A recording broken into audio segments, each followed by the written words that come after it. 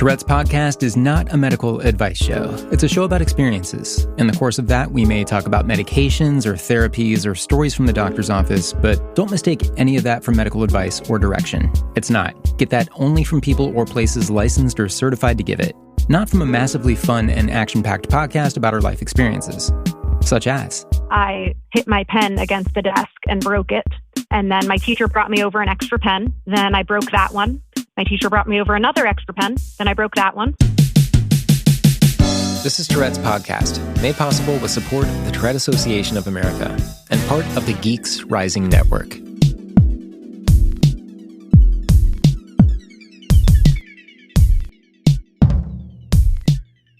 Hey everybody, it's Ben. Thanks for giving me a couple days to get back to the studio.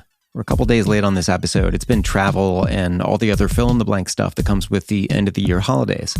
And so I'm really thankful for all of you and what we've done together in 2019. The conversations in Season 4 have been just really interesting and fun for me. Just the variety of stories that we hear with similar nuances. So I'm really happy with that. Of course, I couldn't be happier with the fact that Geeks Rising reached out and said, hey, would you like to be part of our podcast network, Geeks Rising? Which I said absolutely yes to, already being a fan of Geeks Rising and of Bandrew Scott, who runs the network and is also well known on YouTube for his channel called Podcastage.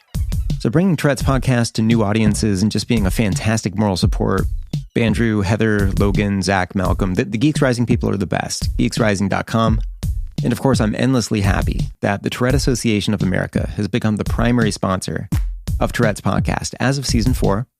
And this has been a great partnership. I've gotten to know them a lot better and what their goals are and what they want to do in the future and, how they've been expanding their focus on the adult population of people who have Tourette Syndrome or other kind of tic disorder, which we'll talk about in a minute.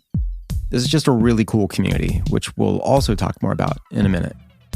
Update on the giveaway. You'll recall as a year-end member drive for the Tourette's podcast discussion group on Facebook, we're giving away 2 portraits to be drawn of 2 lucky listeners by awesomely talented artist Elizabeth McDonald, who has Tourette Syndrome. Everyone in the discussion group on Facebook is automatically entered. Entries open till the final moment of New Year's Eve, and it's open to everybody, whether you join the Facebook group or not. So if you don't want to do that, but you do want to enter the drawing, and you're totally welcome to, send an email to tourettespodcast@gmail.com and just give me your first name. All these names will go into a hat and we'll randomly draw 2 names of people who will win portraits of themselves drawn by Elizabeth McDonald. Follow her on Instagram. Her handle is spelled Peyeyrate. You're really going to like her style, and I can't wait to see the results of this, which we will announce right into the new year. Remember, if you do want to join the Tourette's podcast discussion group, you have to answer all 3 of the entry questions that you get when you request to join. We have these questions in place because this is a closed discussion group where you can feel comfortable to talk to other people who are there for the right reasons as well. Talking about TS and opening up in our personal lives can be, it's personal. So it's a closed group and we just don't want trolls and robots invading. So make sure you answer the questions presented to you when you request to join the group, just so we know you're legitimate. Thank you. And as always, I'll ask you to thank Sophia when you have a chance, in a post or in a comment. Sophia deserves a big round of applause and thank yous for being an important part of Tourette's podcast as the admin to the discussion group and a great sounding board when I have a bad idea that needs to be straightened out before it goes out to you on the podcast. My wife, Ambrose, is really great at that too, and giving me unfiltered advice about what's good or bad about my role on Tourette's podcast. So there's a very good sort of checkpoint system infrastructure here in place to keep this show coming across okay each week. I also listen to you and the emails and tweets and messages you send in, and I've gotten a few asking whether other tic disorders were off limits. Tourette syndrome is a tic disorder. There are other kinds of tic disorders too. We've only ever talked about Tourette syndrome, and the podcast is called Tourette's Podcast. But what about something like chronic motor tic disorder? This podcast is about experiences, and I don't think that you think that the experiences of someone with TS and the experiences of someone with another kind of tic disorder are any different, or that they face different pressures. I think we can all kind of have the same conversation. But I've heard from people who've told me, hey, I have a tic disorder, but it's not Tourette syndrome, and I really don't feel like I have the level of camaraderie and community that people with Tourette do. Like I always have to try to qualify myself and my tic disorder, and that's something they tell me, and that sucks. And I want to hear from people who have possibly different angles on something that we commonly understand together. And so we're going to hear from somebody right now who has chronic motor tic disorder. I've wanted to talk to her for a long time. Her name is Rachel. And this is an important episode to me because the bottom line is getting these stories out for a new level of narrative showing how diverse and relatable and interesting this stuff can be. Here's my conversation with Rachel.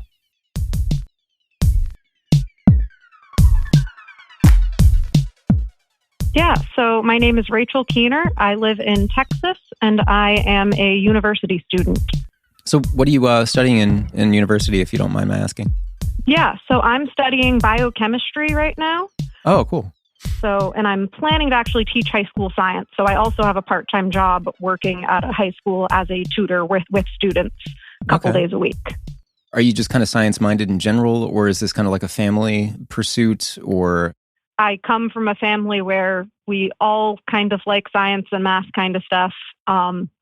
3 older siblings who are all engineers. My mom got her bachelor's degree in chemistry. And so I always kind of knew that was something I had an interest in and really liked biology and chemistry. And so said biochemistry is in the middle of those. That's cool. That's cool. Was this something that you've known you wanted to do for a long time, or was there also maybe kind of like a creative side of the brain that you wanted to explore, or has it always been pretty scientific? I used to write a lot as well. I still do write some.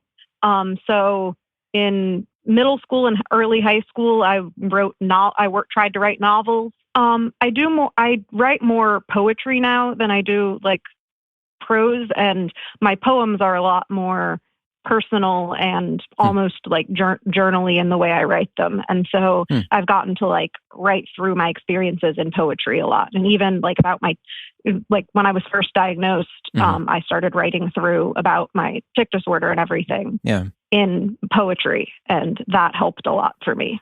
So right there, so you have a tic disorder that is not Tourette Syndrome. And this is something that obviously we've wanted to tackle with the podcast for a while, and it's been all Tourette conversations so far. The Tourette Association of America, who's the sponsor, they're not exclusively about Tourette either. They represent people with tic disorders as well. And I was really excited when you reached out and said, look, I don't have TS, but I do have a tic disorder, and I see a lot of the same intersections. So in your opinion, and you have total freedom to answer this, of course, any way you want to give it, but in your opinion, why is it important for us to cover tic disorders other than Tourette on this podcast? And I agree that it's important, but what do you think about that? So I have chronic motor tic disorder. So it's basically, I only have motor tics. I don't have any vocal tics, but I still have a lot of the same shared experiences. And I still relate so much to what I hear on the podcast, and in the Tourette's community, but so much of it is framed in such a way as to being about Tourette's. And so when you're coming into it from that perspective of, oh, I have a tic disorder. And especially for me, I got diagnosed at 16 and started doing my own research on it. So I was going and looking stuff up, and everything I could find was about Tourette's. Right. So I couldn't find anything that was about what I actually had. You know, it was, well, I can connect to this, but it's not the same name as what I have. It didn't always feel like I could it was like I could participate in the same way because, or like if I said something in that discussion that I had to preface it with, but I don't actually have Tourette's, by the way, like something like that, if I wanted to engage in conversation sometimes. Yeah, that's too bad, because I mean, I can totally see the experience being similar. If you have something that is easily misunderstood in society, especially if you feel like you don't have the same access to community that someone who says they have TS has. You know, I mean, does that kind of, but people with Tourette talk about the sense of isolation that they have, not having a community around them in their immediate life. And then they go online, then they find stuff about TS. For you, and with kind of everything being about Tourette and kind of the tic disorder, I'd use everything in quotes, but I mean, that's frequently what you find. Does that also kind of increase the feeling of isolation that you've had with that, or was that an issue at all? For me, I did pretty quickly realize, okay, I'm just going to, when things say Tourette, accept that means chronic tic disorders, and that's often is used as an umbrella term. But there was a time when, and if I wanted to participate in the discussion, that felt harder because Yeah. I didn't feel like I could participate without clarifying. Yeah. Be like, well, I don't have the vocal tick stuff, but I still deal with all the rest. I was like, I deal with that with pretty much the rest of it. I feel like in similar ways and have similar experiences. So what does it look like? I mean, so for anybody listening who is unfamiliar with either end of this, the sort of definition for Tourette syndrome is I guess to say it briefly, the co-occurrence or coexistence of vocal tics and motor tics. Some people argue that they're all the same thing anyway, that, a vocal tic is another kind of motor tic. But the co-occurrence of the vocal tic and the motor tic for a period of about a year, which I think is kind of like an arbitrary, just for observation kind of mark. Mm-hmm. And then, once you seem to have this as a thing in your life, then, the diagnosis of Tourette, could be welcome to you. Mm-hmm. What does it look like for you? So you said the vocal tics are absent, but the motor tics are still there. What does it kind of look like in your life? So I have somewhere in the moderate to severe range of motor tics. I take medication for it now because when I was first diagnosed, my motor tics were to the point where I was hitting other people and like hitting desks in school and walls and stuff, throwing things very regularly. And it was painful. And also like literally hitting the people next to you in classes is something of a problem. Right. Yeah. So I have a wide range of motor tics that, have done the waxing and waning a little bit and changing over time. Mm-hmm. Like clapping tics have been a big one for me. Which just interesting and heavily influenced by things going on around me. Couldn't be around any music with clapping in it for a period of a few months. Okay, yeah. So you would have the same kind of triggers, and tell me if just talking about it is a problem in itself. But I mean, the same thing would happen to me if I heard just any sort of sound out there in the environment, whether it's music, whether it's just some natural sound that kind of mimics one of my tics. And mimic is the wrong word, but kind of resembles it. I mean, it gets my brain thinking about it, then I just start going. It works pretty much the same way with you, right? Yeah. Yeah. So anytime I would see someone clap, hear someone do something that made me think of clapping. So songs that I knew had clapping, even in certain rhythms. I actually answered this in response to a question on here once because someone was talking about a tic that they had that had similar patterns. And for me, even things like the songs, the song Deep in the Heart of Texas, which that fast living in clap Texas part is kind of hard to avoid. Yeah. The clapping in that, someone could say Deep in the Heart of Texas and I would clap the rhythm of it. Oh my God. They didn't even have to sing. Yeah. Have you ever been at a concert where the people on stage kind of encourage the audience to clap? I mean, is like rhythm kind of a thing, or do you have to do it at a certain rhythm? Sometimes it would be that it would start, the tick would match the rhythm of whatever was going on, and then it would just start getting faster, and I would just clap continuously. Mm-hmm. It was a problem at church for a while because the church that my parents go to, so when I'd be in town visiting my parents, the church they go to does clapping a lot in the music. Yeah. Okay. And so I would just have to leave during the music at church. Oh, wow. Okay. Because it was exhausting to sit there during music and just be clapping the entire time. I feel like growing up, like being a kid and the sound of clapping kind of go together a lot just because like it's such a sudden thing. It's like, you're always applauding things that are impressive to you, that sort of thing. I mean, kind of growing up and when you were young, when was this first noticed? Not necessarily the clapping thing, but just the tics with you. Did your family already kind of have a familiarity with it, or was it something entirely new for you guys? So kind of both at the same time.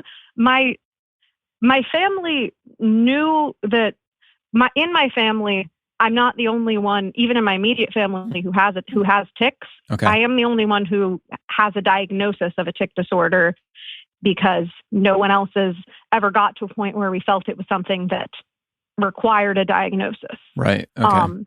So I can't remember a time when I didn't have tics. Mm-hmm.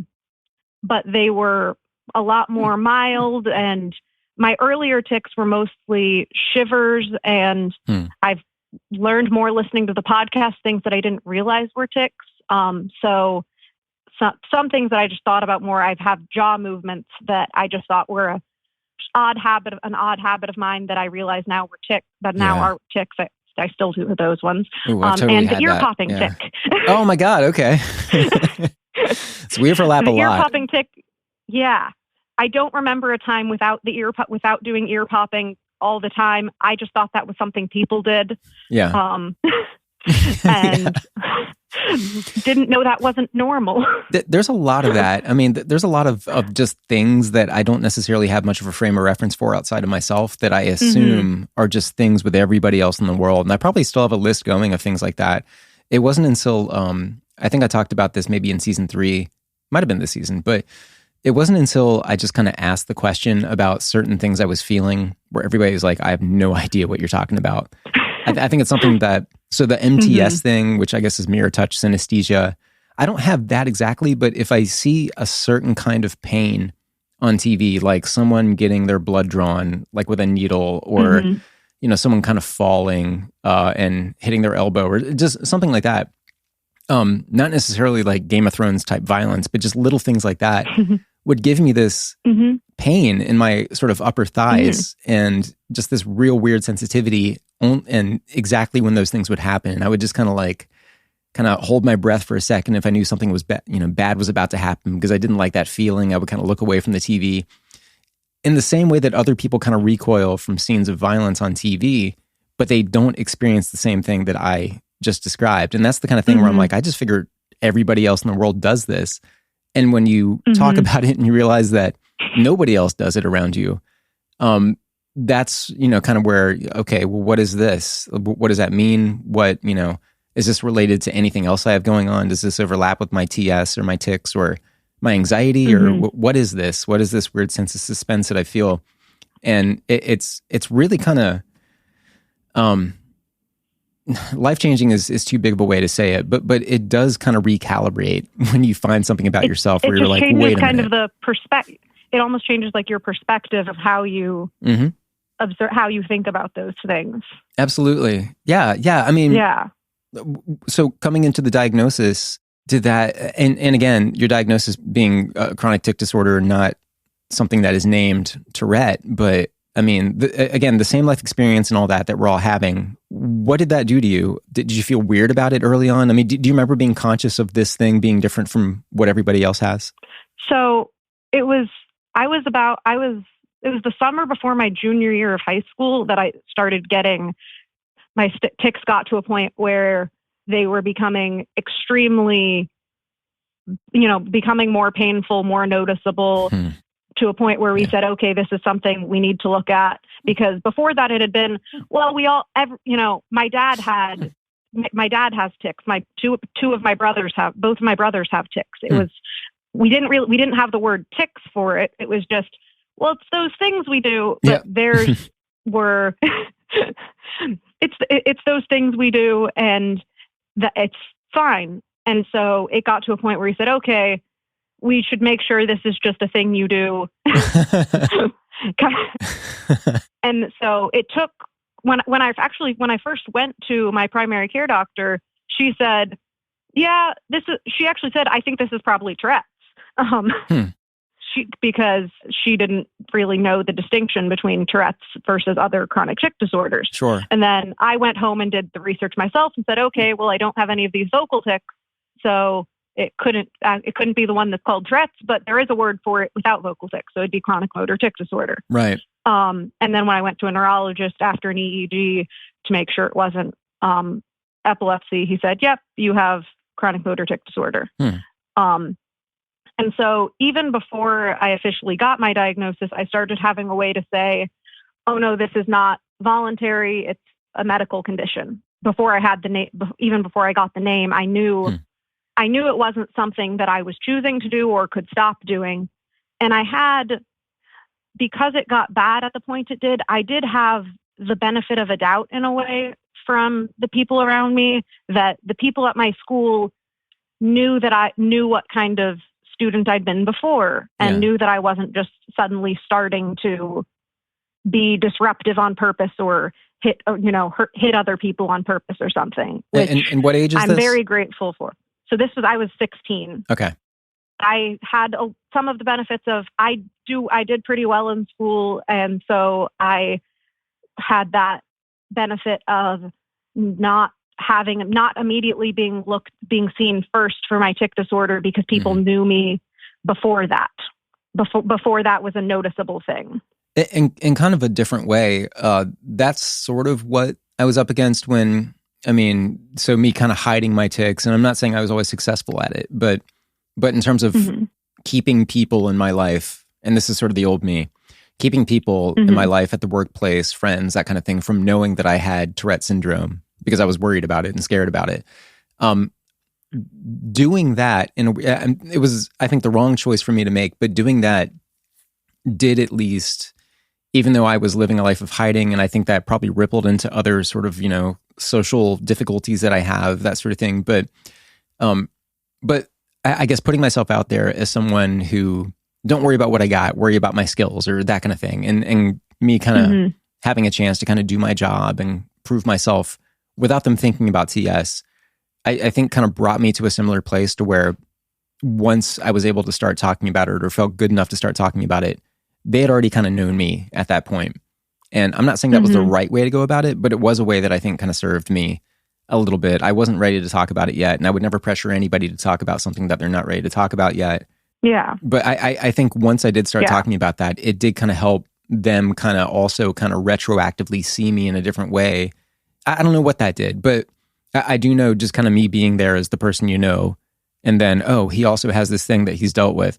I think it's kind of made TS a little bit more interesting to them. Maybe that's what I'm trying to say. Yeah. But when, do you have any experience kind of like that with, do you talk about it with other people, or is this something you just kind of sit on? So I do talk about it pretty openly, especially because early on I didn't feel like I had another option. I didn't really know how to do any of the suppressing my tics, even if I wanted to. Didn't really know that was something you could, didn't know that was something I was capable of. Yep. And so it was a matter of either talk about it or face consequences for things that people would assume I'm doing voluntarily. Makes sense. So if I'm sitting there and I was constantly being asked, why are you doing that, or are you okay? Are you okay a lot mostly because when you're just sitting there hitting the wall, it just looks confusing to people mostly.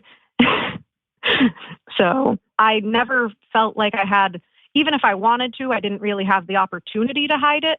And I'm kind of grateful that made me have to learn how to talk about it. Yeah. So that also means, like, going into college, I went in with a couple of my friends went to the same college as I did, and they already knew about it. They know how to have the conversations. So I've had friends who have, when I wasn't aware of something when someone said something, or wasn't able to say something when someone made some comment or something about it, that they were able to say something for me in an honest and correct way.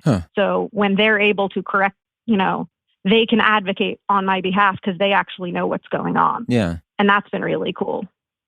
It's really difficult to control what people's first impressions are, but you can, I guess through the course of that, kind of help them arrive at something that is sort of practical and valuable in terms of how they view you. I mean, what's the balance of people who kind of misunderstand you and have the wrong idea versus people who seem to be understanding when you or someone else explains it to them? I mean, is it kind of a non-issue from that point once people are done wondering?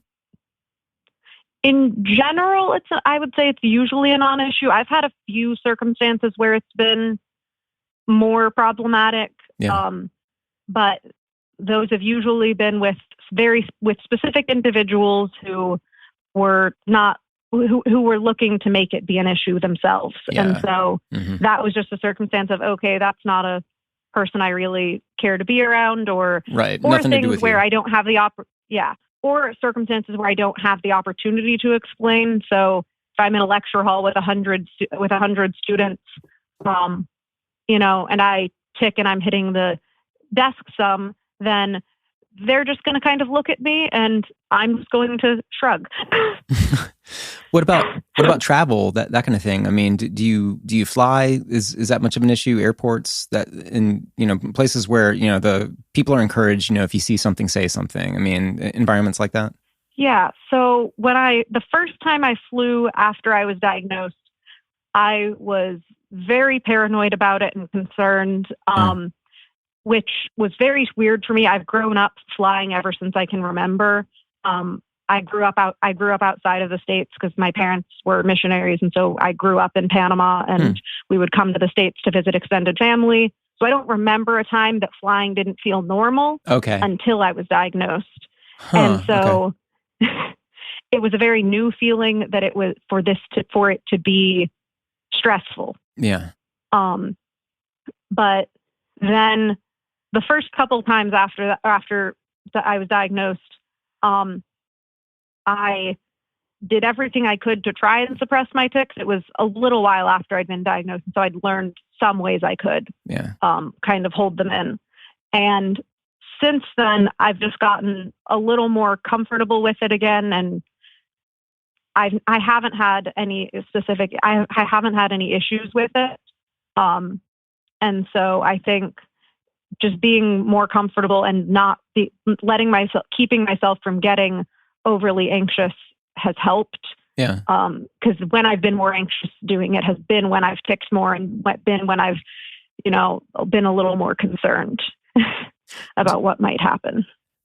So the Tourette folks, love the iceberg graphic. You probably know what we're talking about, where, the stuff you see is the tics and the stuff you don't see is the, maybe potentially more severe things, anxiety, sleep disorders, anything from that chart that you relate to? I mean, is this virtually all kind of the same thing except for vocal tics? That's honestly, as far as I've seen it, it is a very similar, except I don't see much difference except for vocal tics. Right. I deal with, I don't have any diagnosed comorbidities.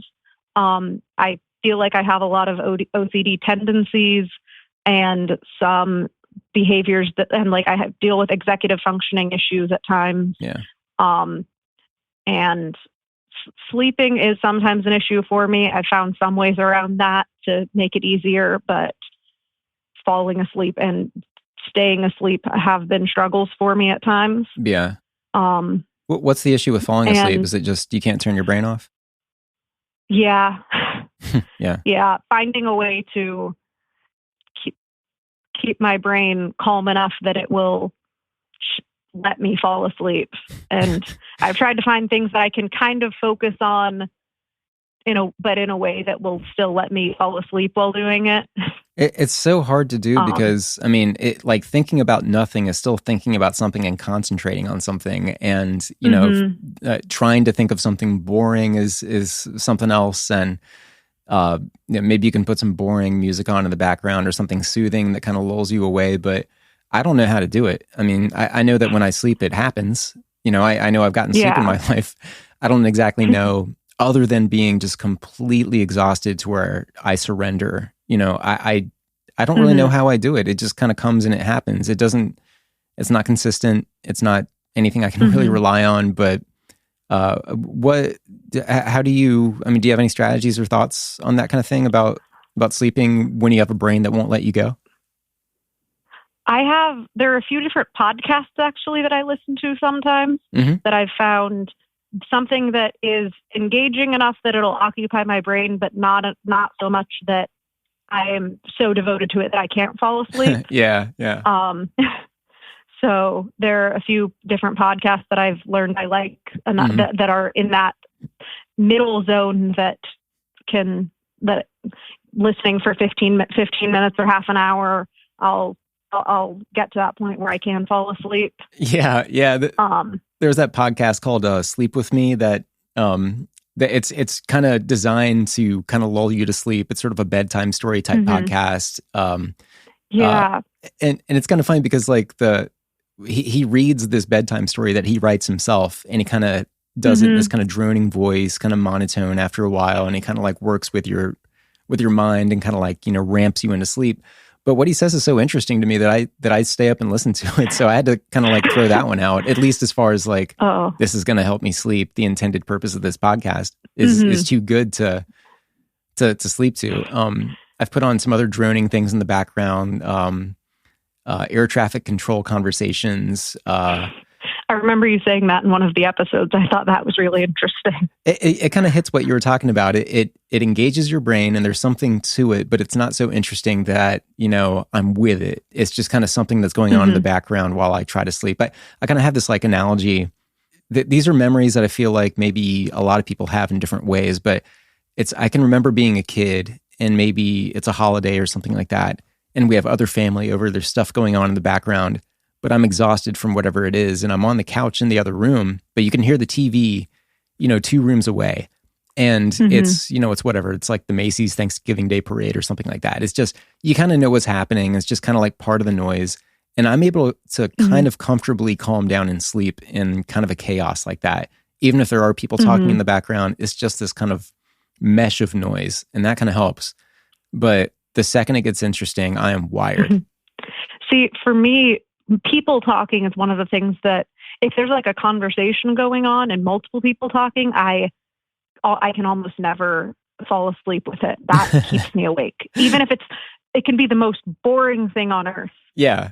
And just the fact that there's multiple people talking will keep me awake or wake me up sometimes. Yeah, that's interesting. I don't even know what that is or why that is, but that's interesting. That there's something more than just the conversation or just the subject matter that gets my brain going and gets me thinking about it. Maybe it's the sound of it, or it's maybe me trying to guess who's going to talk next, or what their faces are looking like while they're talking. Like I totally relate to you on that. If it's just like a din of kind of noise that doesn't necessarily go together, then I think that's fine by me. Anything cohesive, multiple people talking, having a conversation that I can link into and hear. Yeah, that's the end of it. We'll be right back.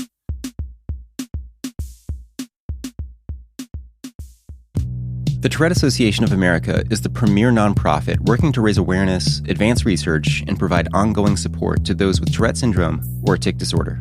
With a network of over 130 chapters, support groups, and centers of excellence, the TAA engages with communities across the nation in an effort to provide tools, webinars, workshops, and support for all seeking assistance. As a primary sponsor of Tourette's podcast, the TAA supports the authentic conversations showcasing the diverse representation of the TS community. To learn more, visit Tourette.org, Tourette.org.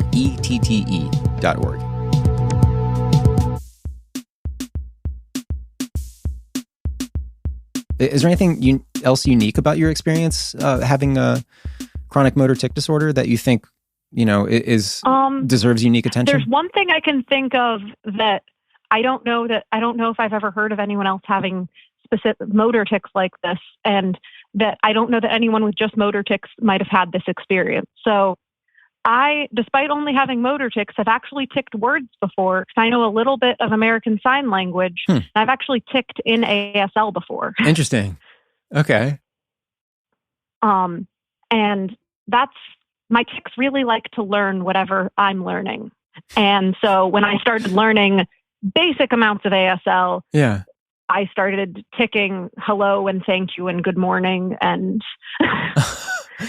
so that was something. Have people picked up on that? Well, when I started taking it too much, I honestly stopped working on learning ASL for a little bit, because I said, maybe if my tics when my tics are in a calmer period in my life, then I'll try and learn again. Because when we were doing it was when there was someone who was staying with my family who is deaf, and so he had been teaching me some ASL. Yeah. But that was a problem when I just started. I'm like, those are fine things to say, but if I learn too much, I don't know what I'll start saying accidentally. Right. Yeah. It's what they say, like, enough to be dangerous, or. So, with the urge that people sometimes feel ahead of a tic, and I mean, have you ever felt anything that kind of verges on an urge to do anything vocal that feels involuntary, or? I think so. So I'll have tics where I almost like make where I'll have tics where I make the shapes of as though I'm saying words just without actually voicing it at all. Okay. So where I'm as though I'm just trying to like mouth the words, but don't say anything. Yeah. And I've had that happen sometimes before. That one is not as recent. I actually haven't thought about that recently. It's a real specific experience for me doing vocal tics, and there's a visual component of it too. And I don't think I've described it this way in the podcast before, but this is definitely influenced by my, I guess, like audio engineering background. Is if you look at a waveform, so like you're recording something and you see the waveform, the kind of seismograph looking thing. In recording, if it kind of like hits the top of the level, it peaks out, and a compressor kind of kicks in and it kind of flattens everything out and kind of makes everything maybe a little bit distorted sounding. I kind of picture that when I do a vocal tic, because it has to feel a certain way. Like it has to feel like it's kind of smashed against the ceiling. Even if it's kind of a soft vocal tic that isn't very loud, it has to kind of hit my throat a certain way and have this certain degree of intensity for it to work and for me to kind of be done with it. But that's the visual that I have of, and so it all kind of speaks to the same thing with me when I do my motor tics as well. When I, like flick out my elbow, or it all has to have some degree of impact and some kind of feeling associated with it for me to feel like I did it right. With your motor tics, do you have the urges and the sort of, I have to do this right, or I'm going to have to do it again? Like, do you have that kind of feeling with it too? I don't have as much of a distinct premonitory urge. So that's one thing that with I've even actually, when I first was diagnosed, I tried habit reversal therapy in conjunction with biofeedback. So similar to CBIT, but not all of the components of it together. Could you tell us about comprehensive. That? About kind of what was involved with that? So I didn't go super far into it because the early process of it is identifying your premonitory urge, and that's one of the key things, so that you can do the competing response right to your tic. And my problem was I couldn't identify any premonitory urges. Okay. So I've gotten to the point where maybe a third of the time I can now, where I can just kind of feel some type of need to do a specific motion, or that I'm going to do something. So if I'm holding something, I might just quickly set it down before I throw it somewhere sometimes, which I used to never be able to do. But I still don't feel like I have the control to be able to do something else to stop it. So I tried that for a little bit, but it didn't. I wasn't able to have any really impact for me. Which the interesting thing for me about that was that's something that, without knowing, even without having the terminology of tics or competing response or anything like that, was something that my dad and one of my brothers had basically done themselves with their tics. Yeah. They had shifted how they expressed their tics, just, because they had always felt, my dad always described it as like, it's this energy you have to let out in some way. And so he found a different way to do it. And that was, until I was diagnosed, we didn't have the vocabulary of, we all have tics. Yeah. That's always been interesting to me. And what they were doing. The way that applies to maybe other parts of the world where there's not as much development in terms of medicine or access to medicine. I kind of wonder about that, about how people just kind of, if they do identify it within themselves as something that's unique to them, that they want to get control over, what kind of homegrown ways they come to it, what terminology, because, everybody always says, language is important, kind of how you frame things is important. Words have connotations. It's just interesting to think about how people may be who are detached from the conversation about Tourette syndrome or chronic motor tic disorders or anything else, how they may be kind of, I guess, through their own words, through their own actions, thoughts, concepts, trying to manage it for themselves and maybe arrive at something that works for them. But being conscious of it is something like TS or a tic disorder is never anything that necessarily enters their minds. I'm just totally talking hypothetically right now, but you know that exists for somebody somewhere. And I really like what you said about how do you describe it? Like these are just those things we do, and you're still identifying it, and you still have strategies, and you know it's not like you're necessarily in denial about anything. It's just you recognize something in your life that you want to affect, and you can do it in your own way. You mentioned tic suppression and things like that before. Has there anything that has shown success with you in terms of if you're having a particularly ticky day or you have a painful tic, something's bothering you, to where you can kind of manage that and kind of put it down a little bit? I mean, for temporary periods of time, but that's more in terms of that has always been more like once I got to college. When there were times when I was in classes of 100 or 200 people and just didn't want to be ticking in that environment. Yeah. Then I would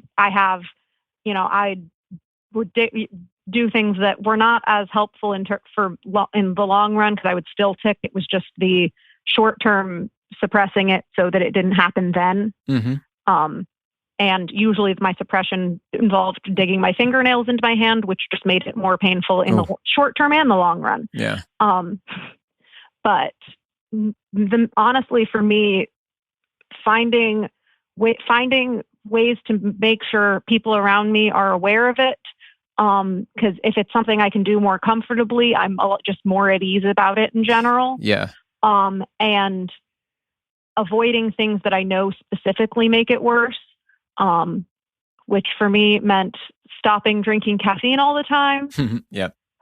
Which was difficult because at the time I was working at a coffee shop. And cold is a big thing for me, that if I'm cold, I will tick a lot more. Me too. And so I have to very intentionally dress warmly and prepared for cold weather if I'm going to be near it. Yeah, I'm especially sensitive to cold. That definitely sets me off. Even if it's summertime and I get in a pool and the pool is kind of cool, like just anything where when I'm cold and my body feels more rigid and I'm shivering and I'm kind of locking my muscles more, I'm definitely ticking more.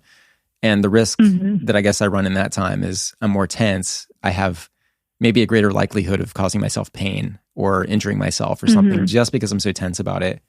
But so cold situations, trying to avoid situations where you might be kind of vulnerable to ticking in a way that you don't want.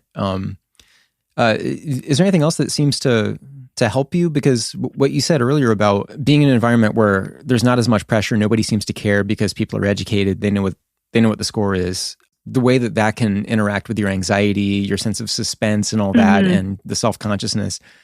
I don't have to worry about my other comorbidities so much in those situations. I assume that's what you were getting at. Is there anything else that seems to kind of soften the tension for you and kind of make it a little bit more easier to get along?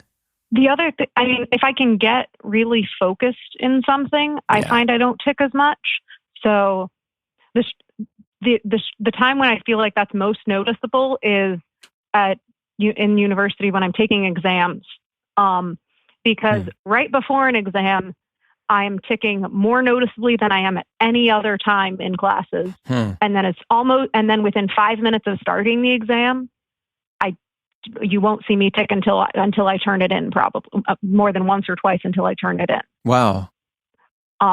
Just because that focus and I'm able to pretty much hyper focus on tests really well. And doing that eases that tension and anxiety so much that it's not something that's anywhere to be on my mind. So I am able to just sit there and take a test, which is really nice that that's not a time when it interferes. But that's so interesting because I've always felt like I'm a good procrastinator because once I know that I have to sit down and just do it and just get into it, then I know I can look forward to kind of achieving this flow state to where it's almost like I have the blinders onto the world and there's nothing more important to me than the project in front of me. And I can do it in creative ways that I wasn't thinking about even when I started. And it's really like, it's almost like a high, trying to get through that. Mm-hmm. And the paradox is procrastination kind of means that there's a deadline associated with it. You got to get something done by a certain time. I just put it off. But the fact that there's a deadline is something that otherwise should kind of throw me into these tick fits. And sometimes I feel like that does happen kind of undercover when I'm in kind of this focused state to where ticks maybe aren't bothering me quite as much. Because when I was in when I was a news reporter at a newspaper, when the deadlines were hitting and it was politically sensitive news and you had to get it right, I was ticking like crazy. I would usually be in the newsroom by myself because it would be late, so I could vocal tick a bit. And but my knees were going. I was basically vibrating the whole floor by just kind of bouncing my knees. And it's like it's that much where I feel like there's this huge tension that goes along with me really focusing like that, but it's just not bothering me in the way as if I'm just kind of sitting by myself and there's a room full of people and I might be noticed. It's a weird paradox. I don't know. The deadline makes me want to tick, but the fact that I'm procrastinating and getting into that flow state kind of sees me through to where I can get through all that okay and maybe not even have much to report about my ticks in the end. No, that's interesting. For me, as far as I know, I genuinely don't think I'm ticking because enough of my ticks are noticeable to me in that kind of environment. Like the few times that I have, I was writing an essay in an English class in high school at one point and was attempting to write an essay. Because right when I started, I hit my pen against the desk and broke it. And then my teacher brought me over an extra pen. Then I broke that one. My teacher brought me over another extra pen. Then I broke that one. Then my teacher brought me over 7 pens. And then I didn't break any of those. So I did have so when I do tick, I feel like it's very noticeable because it does cause me problems, whether it's things like that, or I'll have dystonic ticks with my hands where I literally can't hold a pen or pencil sometimes. Okay. It is very good that I've had consistently supportive teachers and professors at college. And in high school, when I was figuring it out, pretty much everyone in my classes around me, I was talking about it. So they were figuring it out with me. So I was talking, while the process of diagnosis was happening, I'd be like, well, I went to the doctor. They're thinking this now. That's kind of cool. Like it kind of turns it into a serial for the people around you. Like they want updates. Yeah. And so I had a lot of people around me who all knew about it and were aware. And I think that helped to minimize the amount of negative reactions I got. Not that there were none. There are still things that, at the time, and especially looking back, I would say, I wish I would have said something about the way someone approached it or the way something was done. But when in general, I had a lot of people around me who were just overall supportive, it was really helpful. That's so neat because, your medical issues are nobody's business but your own. That's between you and your doctor and anybody in your family you want to tell or whoever you need support from. But there should be no expectation that, you have to tell people what your disorder is or, it's all up to you. But I really love that approach of kind of walking people through it as it's happening with you so they can kind of get kind of a ground floor sense of what it is. You're a human being first. And you have these things and you're trying to learn what they are. And people really like science mysteries. They make great podcasts and it's something fun to talk about. People like mysteries in general. And if you're kind of cracking open, kind of peeling away the onion, with them, that kind of makes them a part of it and kind of makes them invested in it. And they want to learn more about it. They might even become protective of it.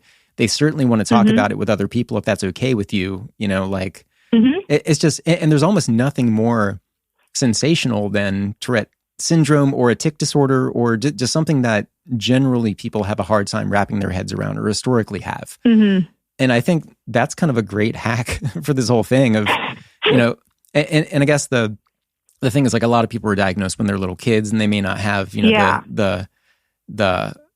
that decision making that you have, but it is kind of a neat thing to kind of go through it with a group of people just because they kind of circle around you and they kind of develop that sense of protection and appreciation. That's something that I've talked with other adult Touretters who were diagnosed much later in life. And, maybe they did have a lifetime of things behind them where they kind of wondered what it was. But it's kind of neat bringing people with you on that. There's just something to that. Yeah, it was something that part of it was out of the sense of, well, I don't like to shut up very much. So it was something to talk about, so I was going to keep talking. And then there was this element of, I want people to know about this. I want, when I figure out, I want other people to know whatever this is. Yeah. And then there was the element where there was a part of it where I didn't always feel like I had the choice of whether or not I said, especially when it came to, well, I have to tell people this is something or else they're just going to look at me like I'm crazy. Right. Or they're assuming you're hiding something. I mean, it's the most unfair, takeaway, but yeah, people are people and they come to weird conclusions about what's happening. People love drama too. Yeah. But it was, when you're a senior in high school and your English teacher is able to recommend a neurologist to you. Yeah. Which that did happen. The neurologist I see now was recommended by my English teacher and is a good, and she sees him too.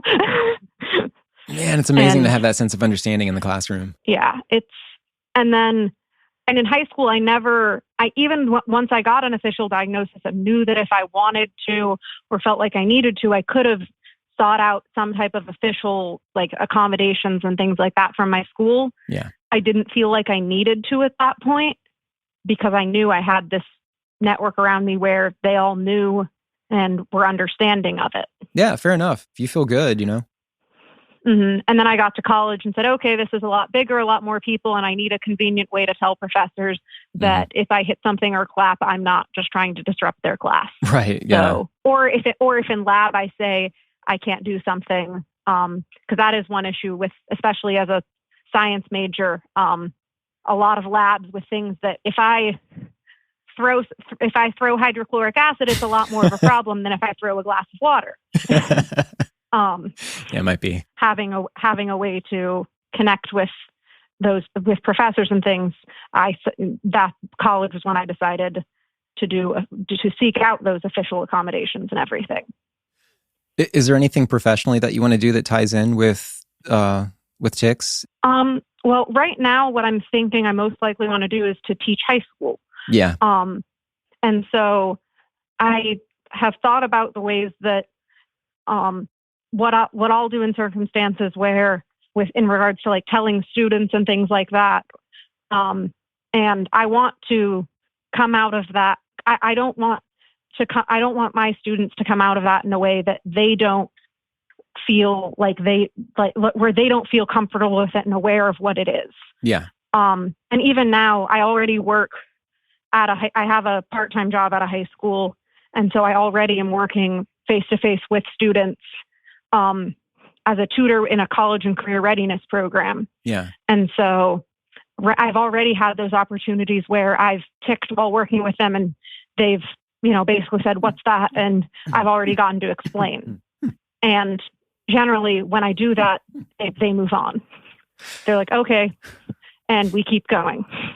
I mean, so the pressure that you're taking off students too, I think is really important to have them see that, we can have something. We can be okay with being outward, and we can find understanding in this classroom because the ice is broken. The teacher's trying to deal with something, her own, and I got my thing. Maybe she has a sense of perspective for me, but when I'm in this classroom, I feel a lot more safe and at home because the pressure's off. That's such a cool feeling, and I feel like will help all of your students. I mean, the reason I like doing the podcast, I guess at this point, is with people who don't have TS or any kind of tic disorder or listening, they kind of hear the analogy in their lives. And the thing that I can't control, or the thing that's bugging me that I need to kind of think of ways to kind of get around because it's difficult to talk about socially, that sort of thing. And just kind of setting that template in a classroom setting could benefit every last person in there. Yeah, absolutely. Yeah. No, when I first started college, I thought I wanted to go into medical research. And that was definitely at one point with the idea of going into neurology. But then I shadowed at a hospital and realized medicine wasn't for me. So, and teaching was something I'd always loved. So decided that was a better fit for what I enjoyed. What happened to ask? It's amazing that we've gone roughly an hour at this point. It feels like it's been 20 minutes, but what happened to asked about? Is there anything that my digression brain got us away from that, were there any points we were trying to hit or anything that we haven't gotten to that you think is important? Or there is one thing that you bring up sometimes. You talk about the visualization stuff that you have with tics. Yeah. And I always think that's really interesting because I actually can't visualize anything. Yeah. So there's a thing, there is like a spectrum of being able to visualize, and if you can't visualize anything, it's called aphantasia. I've read about this before. So yeah. I can't picture anything even if I want to. And so having that tied to tics for me always seemed like an interesting thing because I can't do it tied to tics or not. It's so strange. Like the visualization for me is, I think the closest word I can associate is just metaphor, to where the tic feels like something that I can visually associate with it. And I think it was maybe Tim from season 1 or season 2 at the end, where one of his tics, he pictured a metal drawer opening and closing. And there's something about that and doing it the right way that was part of the anatomy, so to speak, of that tic. And I have a whole lot where it's like that, but it's always something where the sound of what that image is supposed to be making, or the way it's bent, or the shape, or something. There's always something I can kind of correspond with it, but it's not anything that I've thought about to bring about, if that makes sense. It's just something that automatically comes with my tics that I can't explain, even though I kind of see how they're tied together. And so I think that's all the visualization mostly is for me, is me just trying to, I don't know if it's me making more sense of my tics or giving them kind of a language or just something to make them more sensible to me. But that is something that kind of always happens with my vocal tics. I have my common vocal tic is the one I've had since I was a kid, comes and goes, but I just picture a shape. It looks like a line kind of ramping up. Then at the peak of that, there's kind of like a ball, kind of like a marble or something. And then the line picks up from the marble and kind of flattens out. And that is visually what one of my vocal tics looks like. The one that goes like, That's the one I do all the time. And there's a visual component to that too. And we've touched on that on this show without really getting into aphantasia. What have you learned about that, about kind of why that is? I don't know too much about the why. I don't know if there's much known about the why with why some people have different abilities to visualize or not. So because it's interesting because it's not something I've seen in the same way genetically. Because the rest of I don't know anyone else in my family who can't visualize. Yeah. But it's just something I've noticed, that the way it interacts with different things even when thinking about my tics, I can't really even imagine what they look like unless I'm doing them. I know what I do, but I don't know exactly what it looks like or what I'm even in that sense, just because I can't picture anything in my head. I just Googled, Googling is one of the worst things I can do because it's designed to give you the results you want versus the results that tell you the truth. But I just came up with Scientific American. The headline says, "When the mind's eye is blind," and the subtitle says, "Some people find it impossible to imagine a friend's face or their own apartment, a phenomenon named aphantasia. Scientists are beginning to tease out the brain features underlying the condition." And then it looks like there's some bullet points saying, we still don't know. So yeah, it was only given a name 4 years ago, I think. Yeah, I'll link to this in the show notes. This is interesting. Oh, and then the other thing you were thinking about, things we hadn't talked about. There was one other thing I remembered. When we were talking about stuff, how I mentioned that my tics like to learn from different stuff.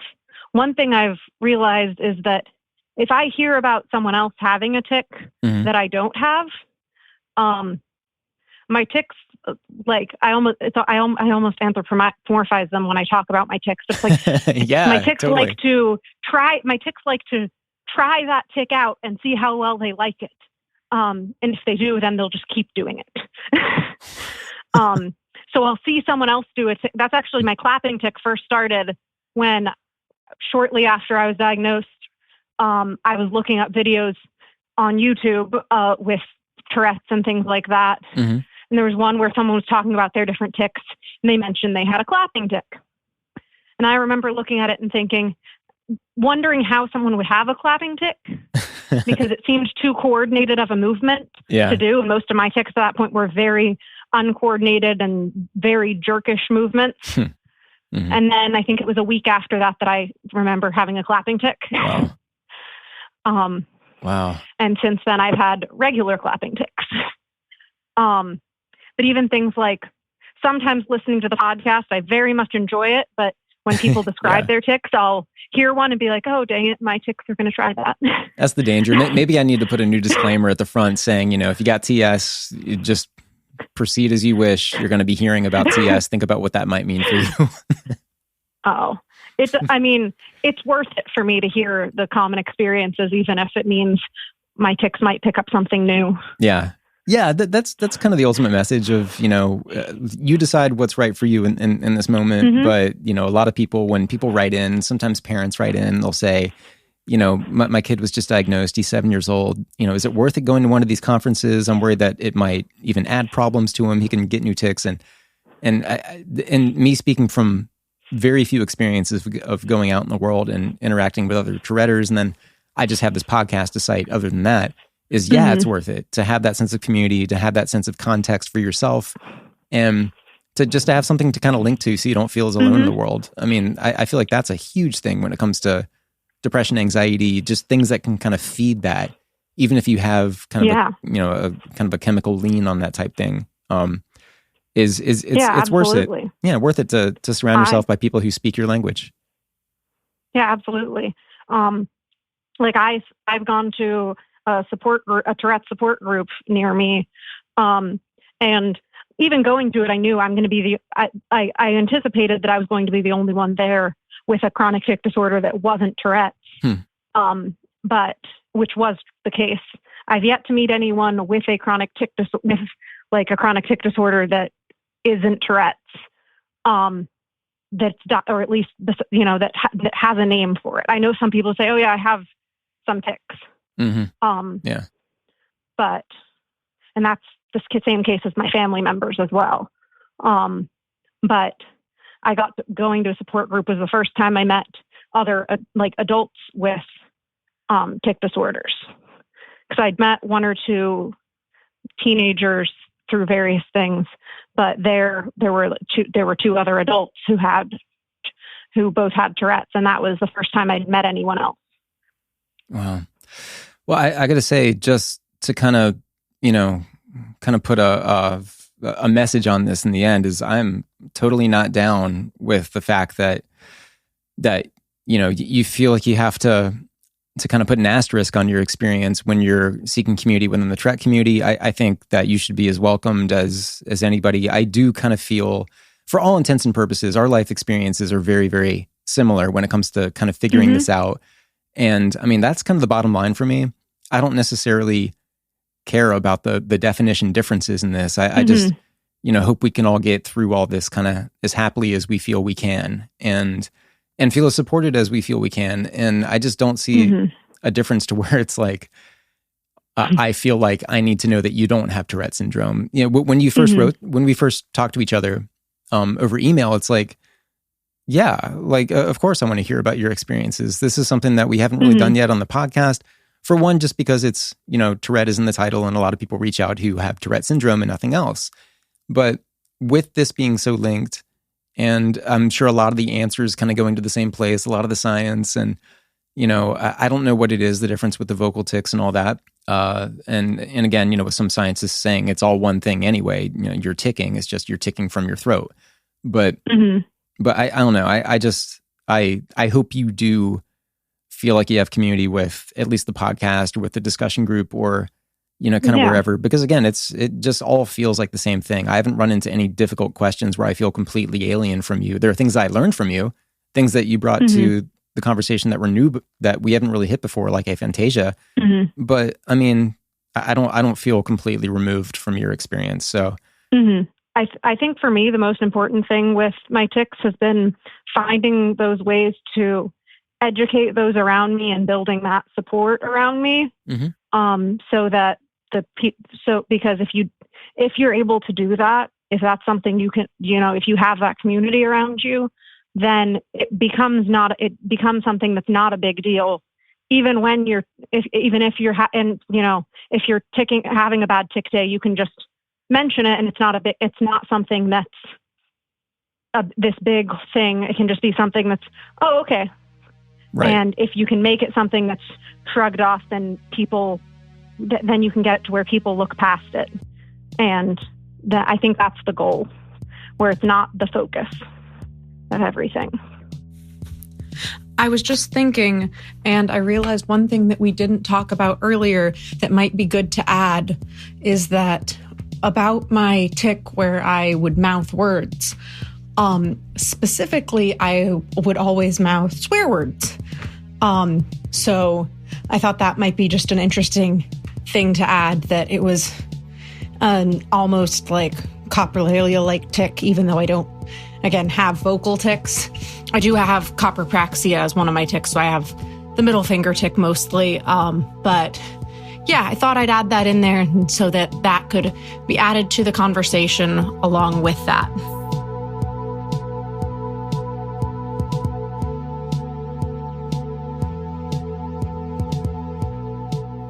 Thanks for listening. This was awesome to, melt the glass dome a little bit and add something new to it. I think we should be weighing in on this at the Tourette's Podcast discussion group on Facebook, where if you're a member, you're automatically entered in the drawing to win a portrait drawn by artist Elizabeth McDonald. Follow her on Instagram. Her handle is spelled Peyeyrate. Also, got to add another plug for Treating Tourette Together at treatingtourettetogether.org. Click on reports and you'll see the latest on where we are with this really cool effort that's brought Tourette patients, Tourette researchers, and Tourette treatment providers together, these three groups of people together, to come up with some common questions that we have about Tourette treatment, maybe some common directions we want to go in. Our questions right now focus on CBIT, or Comprehensive Behavioral Intervention for Tics, which is a non-drug approach to managing tics. It's gained a lot of popularity, but access is limited right now. And so we came up with these questions around how we improve access to CBIT and improve the success of CBIT, among other things. And this is really exciting to see this play out. These different sectors getting together to kind of decide the future of research. So I want to plug treatingtourettetogether.org. Once again, you can click on reports and read the executive summary and find a survey that you can take to get your voice involved in this process too. treatingtourettetogether.org. Thanks to the Tourette Association of America, one of the partners in this effort, and also the primary sponsor of Tourette's podcast, Tourette.org, Tourette.org, for all kinds of helpful resources and information, whether you have any tic disorder. And here's an update from the Tourette Association. In cooperation with the Centers for Disease Control and Prevention, the Tourette Association of America is pleased to offer an online support group for Spanish-speaking parents of children with Tourette Syndrome or tic disorders. This support group is available for people who may be located in underserved areas with limited access to resources and support. The support group will meet once a month from January to August 2020 for approximately 90 minutes.